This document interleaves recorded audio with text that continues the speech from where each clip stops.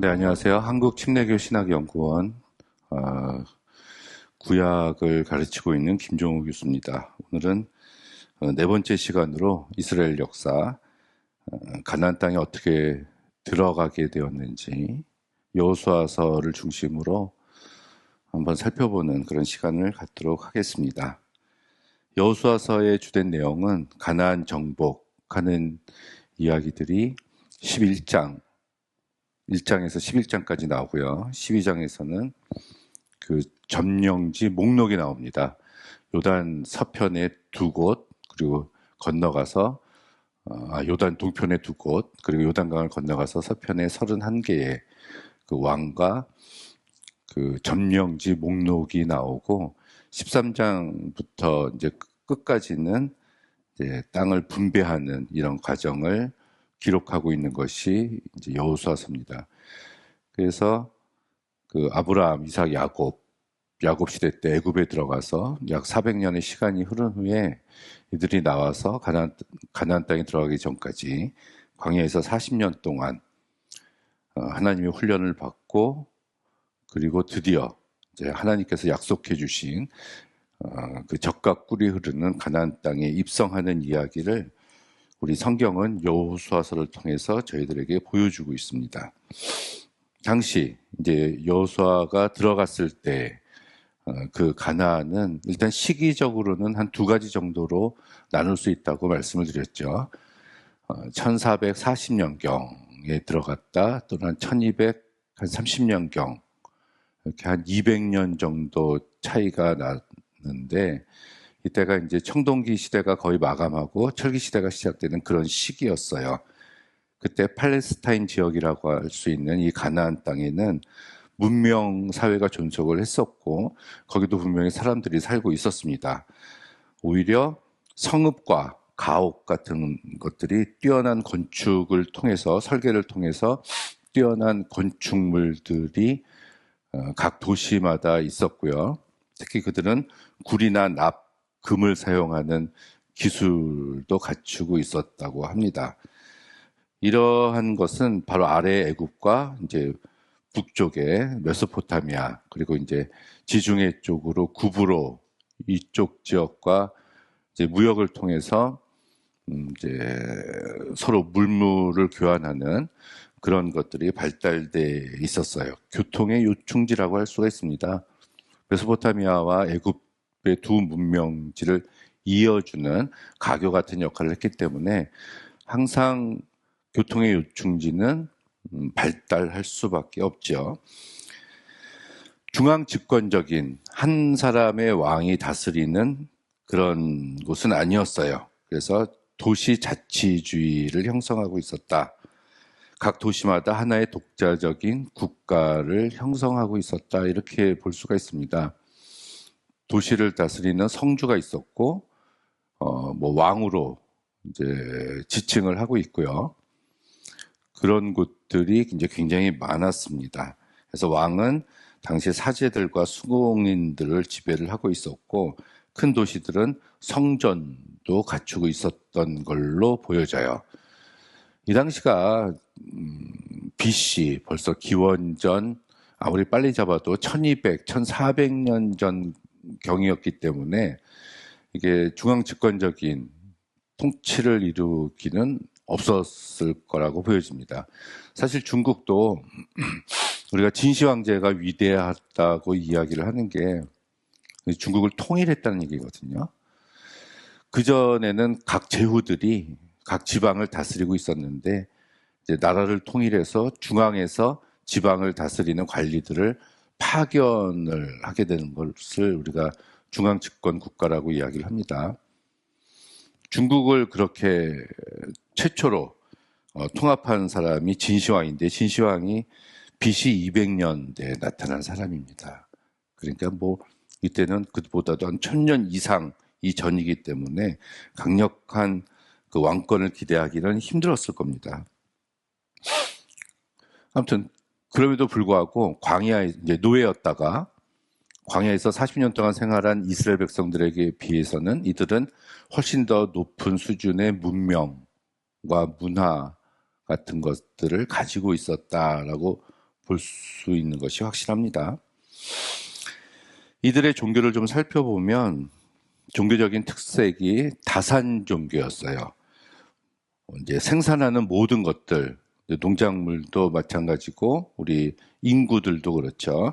많은 것을 생산하기를 기원하는 그런 종교였습니다. 그래서 이들의 그런 유물들이 고고학적으로 발견이 되는데, 그런 유물들을 보면은 이제 여성상 같은 경우 가슴이 굉장히 크고 엉덩이도 이렇게 크고, 그거는 아이들을 많이 낳을 수 있는 여성을 숭배하는 그런 사회였다고 볼 수가 있겠죠.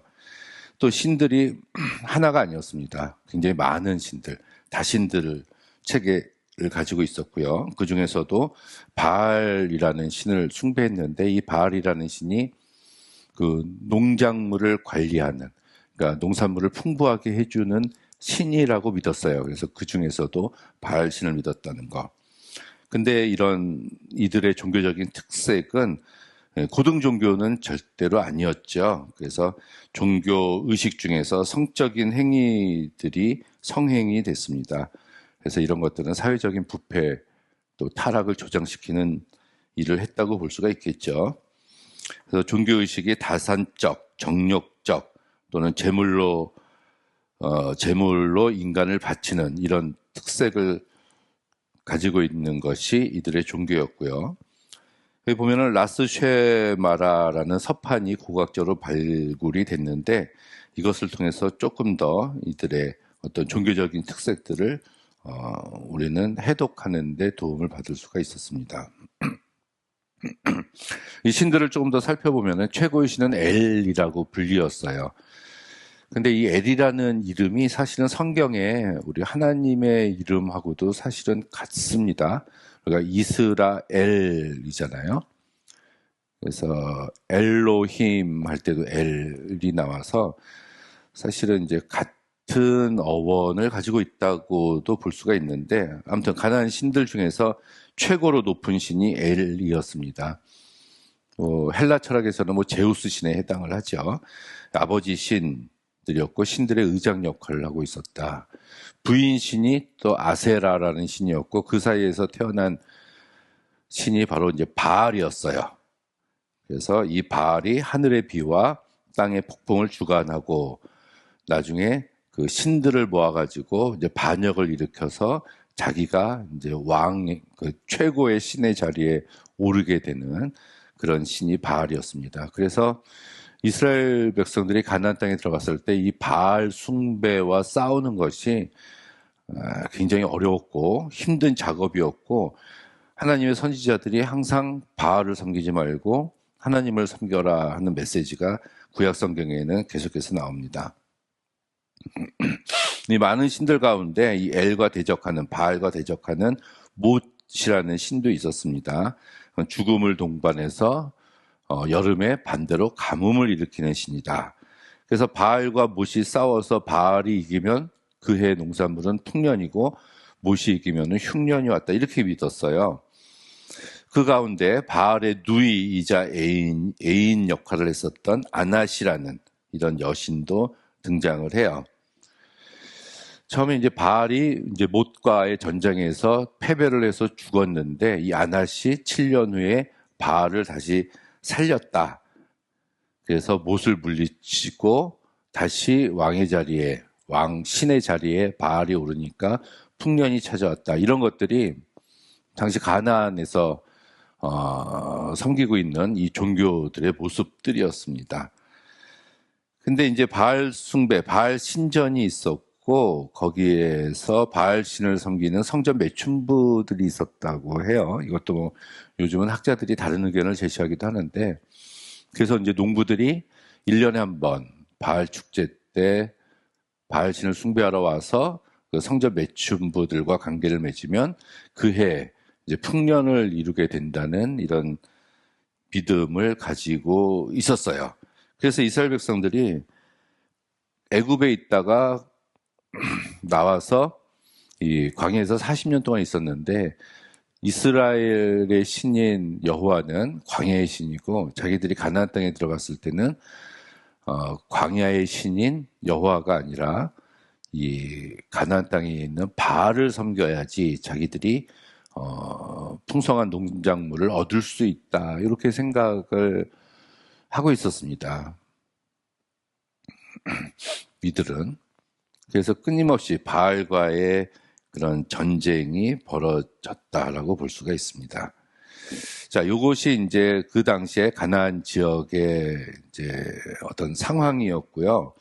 문제는 이 가나안 정복에 대해서 논쟁점이 한 세 가지 정도가 됩니다. 첫 번째로는 이 여호수아서를 통해서 가나안 정복이 완성이 됐느냐라는 얘기예요. 여호수아서 11장 23절 마지막 구절에 보면은 여호수아가 그 온 땅을 취하여, 이런 구절이 나옵니다. 그 온 땅을 취했다. 그러면 이제 완성이 됐다는 얘기잖아요. 그런데 그 다음 12장에서는 완성이 되고 나서 그 33지역의 점령지 목록, 왕과 그 성의 이름이 등장을 하고 난 다음에 13장 1절 시작할 때 얻을 땅에 남은 것이 매우 많도다, 이런 구절이 나와요. 그러면은 이 11장과 13장이 서로 대조되는 모습을 보이고 있다는 얘기거든요. 11장에서는 온 땅을 취했다고 나오고 13장에서는 아직 얻을 땅이 많다. 이런 구절 때문에 가나안 정복이 여호수아서에서 완성이 됐느냐 안 됐느냐에 대한 논쟁점이 있습니다. 사사기 1장을 시작할 때도 자, 우리 중에 누가 먼저 올라가서 저들과 전쟁을 하겠느냐. 그때 유다 지파가 나섭니다. 그때 이제 갈렙이 등장을 하죠. 사사기 1장을 봐도 가나안 땅의 정복이 완전하게 이루어지지 않았다라는 것을 우리는 알 수가 있습니다. 두 번째는 가나안 땅을 어떻게 들어갔냐는 얘기예요. 이제 크게 세 가지인데요. 군사정복설, 평화의 주설, 내적 봉기설. 내적 봉기설은 사회혁명설이라고 이야기를 합니다. 이것에 대해서는 좀 더 자세하게 다루도록 하고요. 세 번째로는 자료가 좀 다양하게 나옵니다. 요단강을 건너갈 때 법궤를 맨 제사장이 앞으로 가니까 요단강 물이 갈라지잖아요. 이거는 홍해가 갈라졌던 것과 같은 동일한 이야기입니다. 근데 이것하고 헤브론 전쟁, 또 갈렙에게 성을 주는 기사, 마지막 24장의 여호수아의 설교 같은 걸 보면은 한 가지 자료가 아니라 두 가지 자료가 병존해서 쓰인 그런 흔적들을 발견을 할 수가 있습니다. 같은 사건을 두 가지 관점에서 이야기하고 있다는 얘기입니다. 그래서 여호수아서도 그 속에서도 이제 여러 가지 자료들이 나타나고 있는 것이 아닌가, 이렇게 보여져요. 이 이스라엘 백성들이 가나안 땅에 처음 모습을 보인 것이 이제 후기 청동기와 철기 시대가 시작하는 BC 1200년경이라고 제가 말씀을 드렸죠.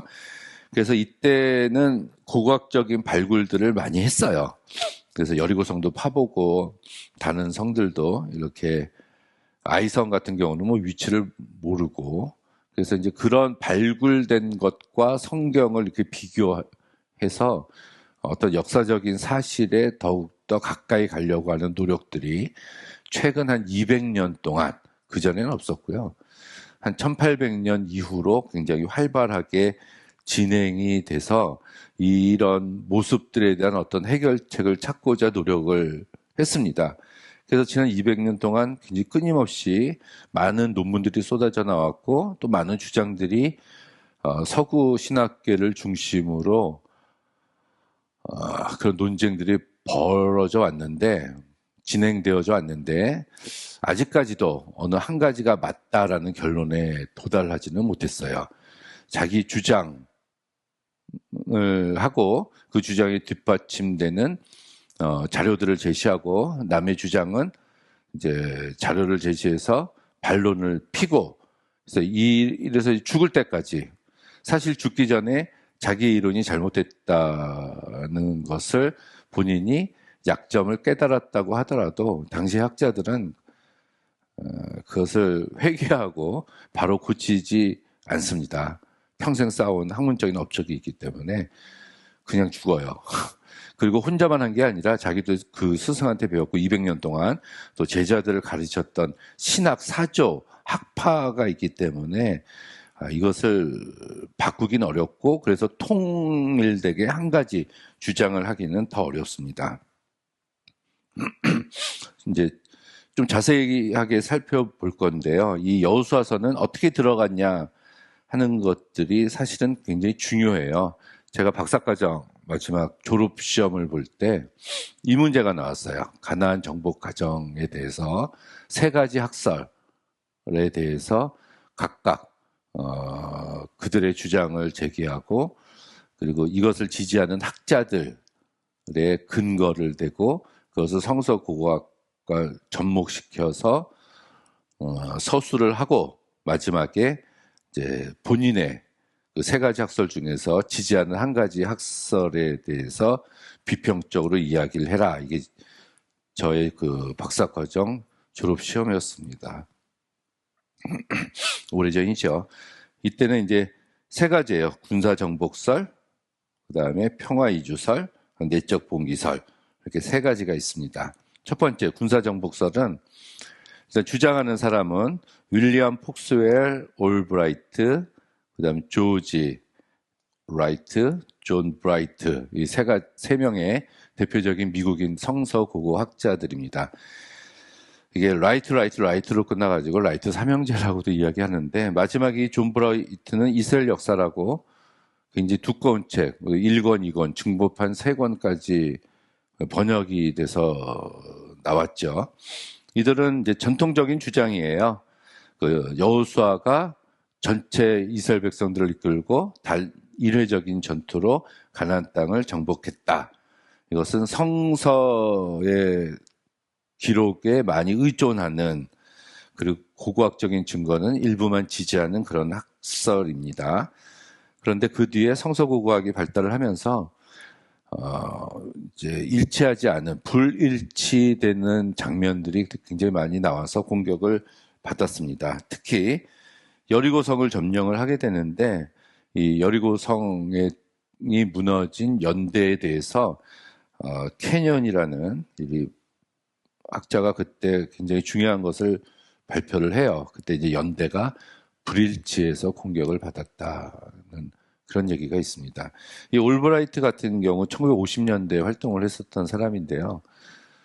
그 여리고성의 고고학적인 발굴 작업을 직접 참여를 했었던 학자입니다. 그래서 여리고성 같은 데를 발굴해서 불에 탄 벽돌 조각을 들고 미국에 가서 교회를 돌아다니면서 이것이 여리고성이 그때 여호수아에 의해서 무너진 그런 벽돌입니다. 라고 얘기하면서 헌금을 굉장히 많이 걷었어요. 후원금을.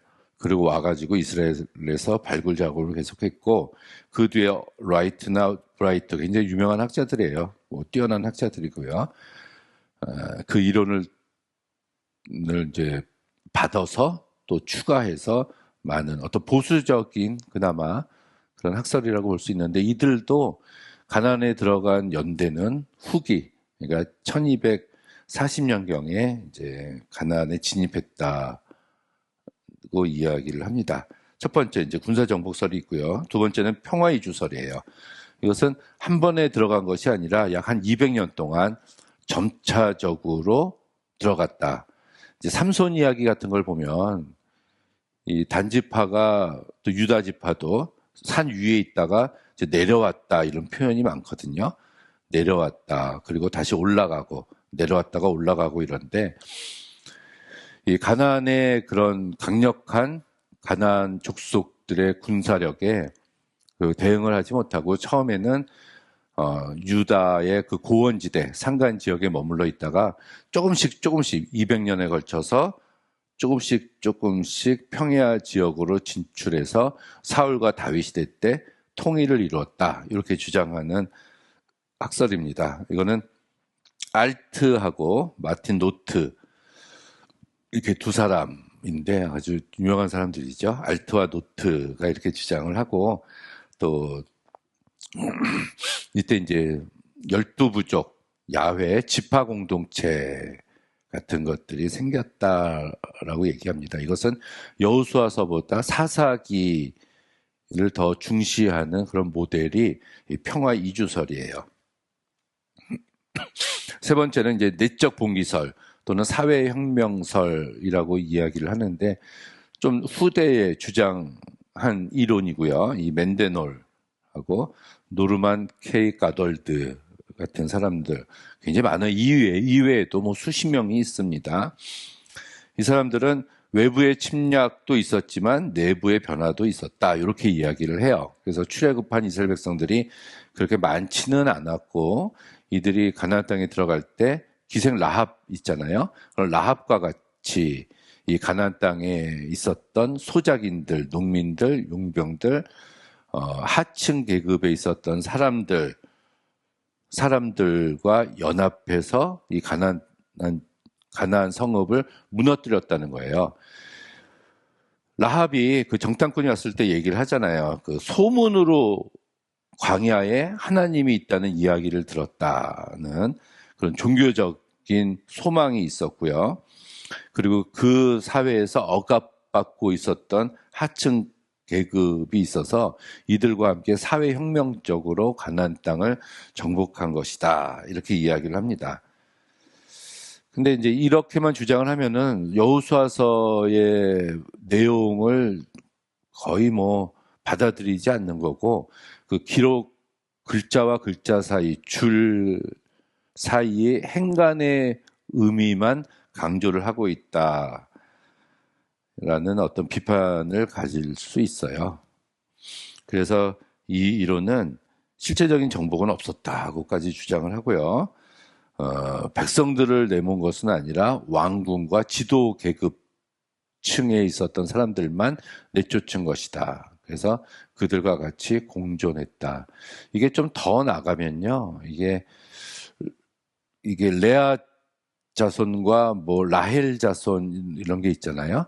레아 지파, 레아의 자손 아들들 6명. 요들은 애초에 애굽 땅에 들어가지도 않았고 있었고 가나안 땅에. 그리고 애굽에 있었던 것은 요셉, 라헬, 요셉과 뭐 베냐민 지파만 있다가 그들이 나와서 레아 지파와 같이 연합해서 가나안 땅을 정복한 것이다. 이렇게까지 굉장히 진보적으로 그렇게 주장을 합니다. 근데 제가 말씀드렸듯이 이 세 가지 학설을 각각 주장하는 세 개의 주류 학파들이 있는데 이 학파들은 자기 것이 옳다고 얘기하지 이게 통합을 이루지는 못했어요. 이 여호수아서의 내용을 보면 첫 번째는 여호수아서가 이제 지도자로 임명이 되는 모습이 나오죠. 이제 두려워 말라 하면서 모세의 뒤를 이어서 임명이 되고 요단강을 건넙니다. 요단강을 건널 때 물이 갈라지고 여리고성을 첫 번째 정복하고 아이성에서는 실패했다가 다음에 정복하고 중간에 기브온과의 조약 내용이 나오고요.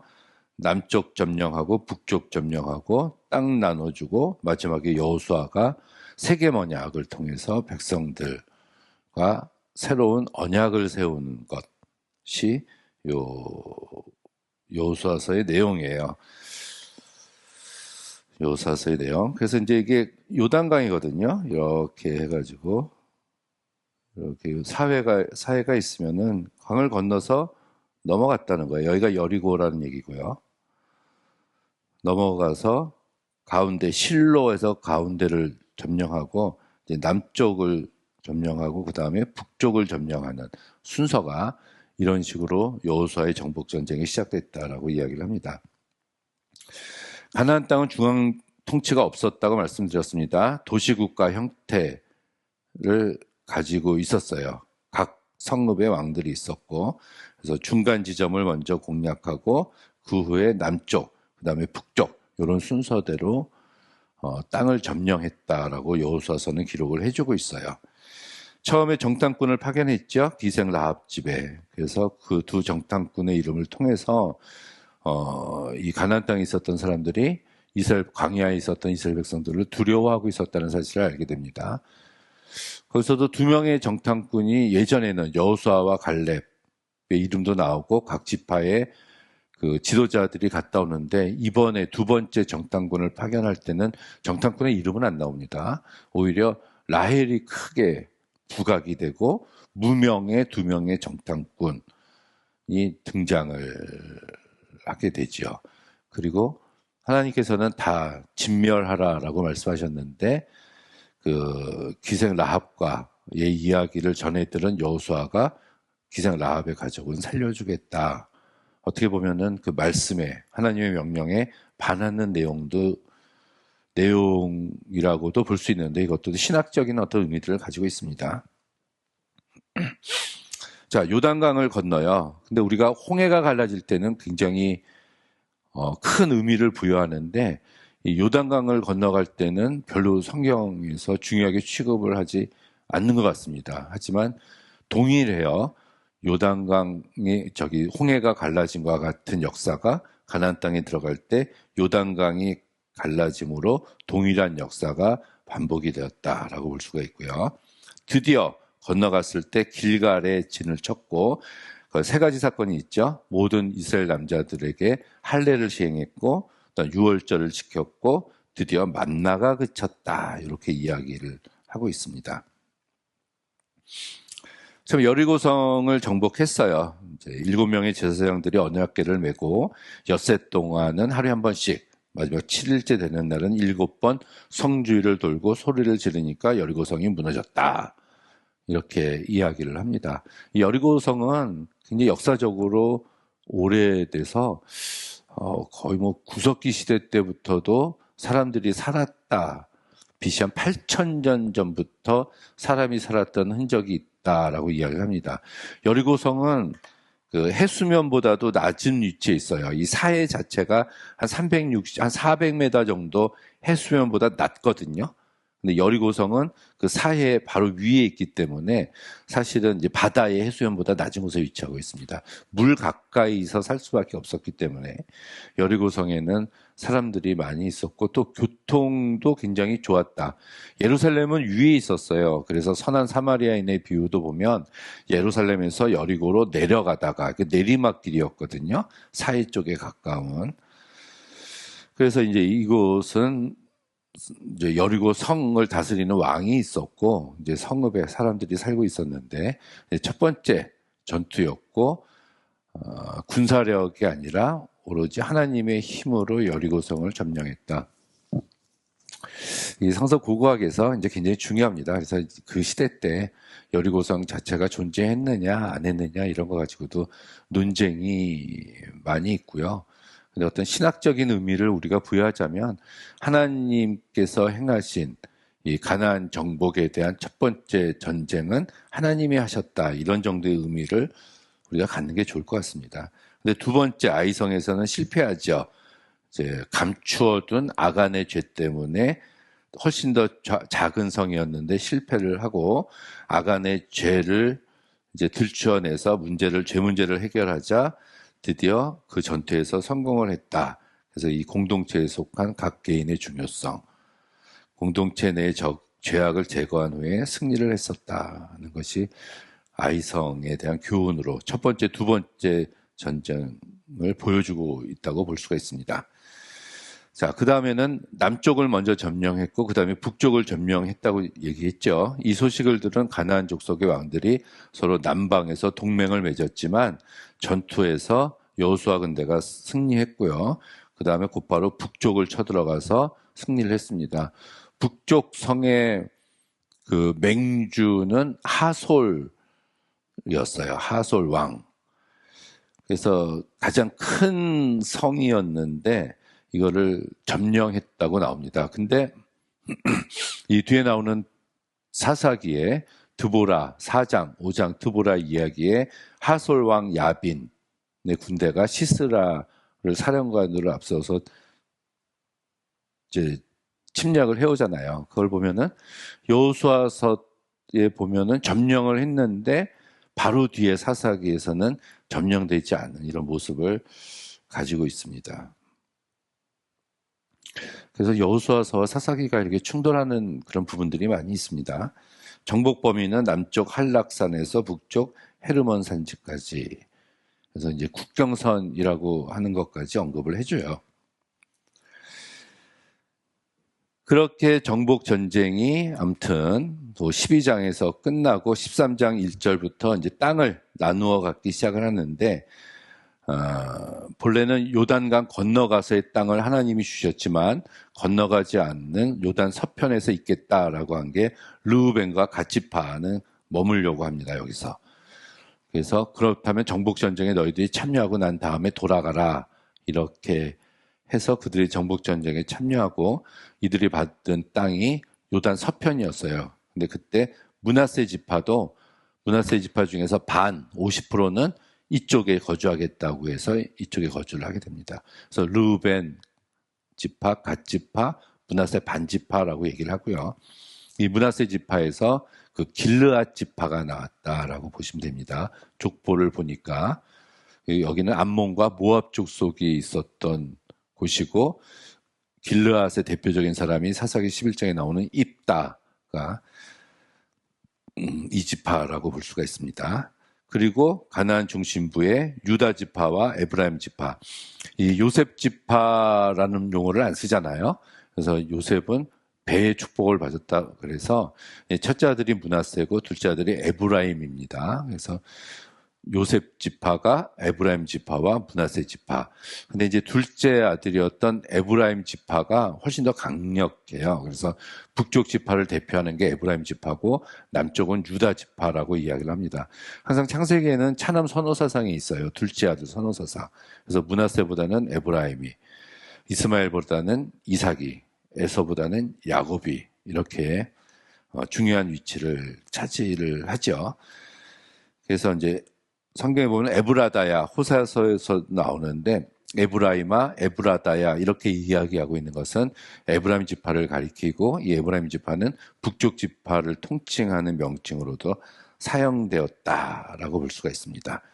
그리고 중간 실로에다가 성막을 설치하고 거기다가 이제 하나님의 법궤를 갖다 놔요. 그래서 실로에 모여서 이제 절기를 지키는 이런 모습들이 초창기 시대 때, 그러니까 솔로몬이 성전을 짓기 전에는 이곳이 종교의 중심지였다고 볼 수가 있고요. 나머지 7개 지파가 나머지 땅들을 이렇게 분배했다 이야기를 합니다. 근데 완전한 정복이 이루어져서 평화롭게 땅을 차지한 것은 아니고, 정복 전쟁에서 다 몰아내지 못하고 땅을 할당해 주고 나서 그곳 지역에 있는 그 적들은 너희들 지파가 알아서 내몰아라, 이런 식으로 나중에 그 정복 전쟁의 방향이 바뀐 것을 알 수가 있습니다. 근데 이 중에서 에브라임 지파나 유다 지파 같은 경우는 몰아냈어요. 그래서 그 땅을 차지했지만 이 블레셋 평야 지역을 할당받은 지파가 단지파인데, 이 단지파는 몰아내지 못했어요. 블레셋 지파가 가장 강력해서. 그래서 사사기 그 마지막 18, 19, 20장, 19, 20, 21장에 보면은 그 단지파 600명이 나와서 이제 북쪽으로 왔다가 미가 산당에 갔다가 북쪽에 라기스로 갔다라는 단지파의 이동 모습도 보여주고 있죠. 17, 18장입니다. 17, 18장. 자, 이제 여호수아서의 마지막이네요. 그 24장에 그 세겜 언약이 나오는데, 여호수아가 하나님만 섬길 것을 요구를 해요. 나와 내 집은 오로지 하나님만 섬길 것이니까 너희들도 선택해라.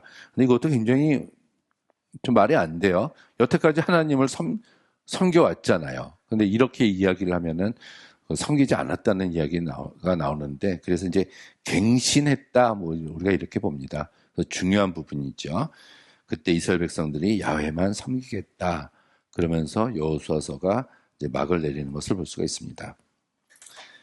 자, 우리 강의의 제목이 이스라엘 역사예요. 그래서 어떤 역사적인 사실, 팩트를 찾아가는 작업을 하고 있는데, 그 가운데서도 사실 우리가 성서라는 것은 역사적 가치와 신학적 가치를 놓고 봤을 때 역사적 사실에 기반한 신학적 가치를 찾는 작업이 중요하다. 왜냐하면 이 성서 자체가 신학책이기 때문에 그렇습니다. 역사책이 아니라. 그렇다고 꾸며낸 역사, 없는 것을 만들어낸 역사는 아니라는 얘기예요. 그래서 역사적인 사료, 자료에 충실한 가운데 그 메시지와 의미를 뽑아내는 작업, 신학적인 메시지를 뽑아내는 작업이 굉장히 중요합니다. 그래서 여리고성이 무너진 사건이라든지 여호수아서가 마지막에 여호수아가 세겜 언약을 갱신하는 그런 작업 가운데서도 역사적 사실에 기반을 둔 신학적인 가치를 뽑아내는데 우리가 중점을 두어야 되겠다는 것. 두 번째로는 이 공동체에 대한 교훈을 줍니다. 이 여호수아서 모든 성서가 그렇지만은 특히 여호수아서 자체도 한 공동체, 이스라엘 백성이라는 공동체에 굉장히 큰 무게를 두고 강조를 하고 있어요. 그래서 이제 한 개인의 잘못, 아간 같은 경우도 개인의 잘못으로 인해서 그 족속, 그 지파가 벌을 받게 되는 이런 이야기들을 굉장히 많이 합니다. 그래서 이 군대에서 뭐 단체 기합 그런 것듯이 이 하나님을 믿는 사람들은 공동체적인 책임감이 있습니다. 우리 신명기에서도 가장 오해하고 있는 말이 잘못하면 3, 4대가 저주를 받고 잘하면 1000대가 축복을 받는다는 말씀이 있잖아요. 그래서 잘못하면 3세대, 4세대가 저주를 받는다고 했을 때 그 3세대, 4세대는 태어나지 않은 세대를 이야기하고 있는 게 아니에요. 거기서는 할아버지, 아버지, 아들, 손자 이렇게 3, 4대가 같이 살았다는 의미입니다. 거기서는. 그래서 가계에 흐르는 저주를 이야기하고 있는 게 아니라 같이 사는 그 가족 공동체에 책임이 있다는 얘기를 하는 겁니다. 그래서 축복은 1000대까지 주겠다. 이거는 그냥 축복이에요. 영원히 주겠다. 이런 말씀이고요. 가계에 흐르는 저주라 그래서 태어나지도 않은 세대에게 책임감을 지우는 것이 아니라 살고 있는 세대들을 향한 말씀이었다. 그래서 우리가 오늘날 교회나 믿는 자들의 모임이나 그런 무리들 속에서도 이런 공동체적인 책임의식을 갖는 것들이 굉장히 중요하다고 생각합니다. 똑같은 하나님을 믿는데 누구는 이렇게 믿고 누구는 저렇게 믿고 서로가 전혀 이해할 수 없는 방향으로 이 하나님을 믿는다는 이것은 무언가 굉장히 잘못된 겁니다. 굉장히 잘못된 거예요. 세 번째로 이스라엘 공동체가 어떻게 야훼, 여호와 신앙을 중심으로 해서 종교 공동체를 이루어져 가는지 형성해 나가는 그런 과정들, 그 속에서 끊임없이 죄를 단절시키고 백성들을 새롭게 훈련시키고 하는 그런 모습들을 보여주고 있는 책이 바로 이 여호수아서라고 볼 수가 있고요. 그렇게 해서 아주 힘들게 이스라엘 백성들이 드디어 가나안 땅에 입성을 하게 됩니다. 이제 하나님께서 말씀하신 적과 꿀이 흐르는 땅이라고 이야기를 하셨을 때 그 적과 꿀이 흐르는 기름진 토지는 사실은 그 해안, 그런 악고 평야하고 블레셋 평야, 샤론 평야인 지중해 지역에 아주 한 10% 정도밖에 안 돼요. 10%. 나머지 한 8, 90%는 산간 지역이거든요. 우리가 1년에 3모작, 4모작 하는 그런 적과 꿀이 흐르는 땅이 아닙니다. 그래서 고각적으로 우리가 살펴보면은 그 계단식 논밭 있죠. 계단식 밭, 산간 지역을 우리나라도 있는데 그런 식의 밭을 형성을 했었고 그 사일로라고 해서 곡식 저장고 또 물탱크 같은 것들이 그 높은 그런 지역에 있었어요. 이런 걸 놓고 보면은 기름진 땅은 아니에요. 적과 꿀이 흐르는. 다만 하나님이 주셔서 하나님이 약속해 주신 땅이어서 적과 꿀이 흐르는 그런 땅이지 땅 자체가 기름져서 그런 땅은 아닙니다. 그렇다면 우리가 하나님으로부터 어떤 보내심을 받아서 어느 지역에 가게 되면 그것이 적과 꿀이 흐르는 땅이라서 가는 게 아닙니다. 하나님의 사명을 감당해서 가는 거죠. 하나님께서 아브라함에게 본토 친척 아비집을 떠나 지시할 땅으로 가라. 그래서 갈대아 우르에서 하란에서 세겜으로 왔잖아요. 가나안 땅에 도착했는데 기근이 있었어요. 기근. 하나님이 가라 해서 가서 도착해 봤더니 먹을 것이 없어서 굶어 죽게 생겼다는 겁니다. 하나님이 보내주셨으면은 최소한 먹고 살게는 해주셔야 되는데, 그래서 애굽으로 들어가잖아요. 먹고 살려고.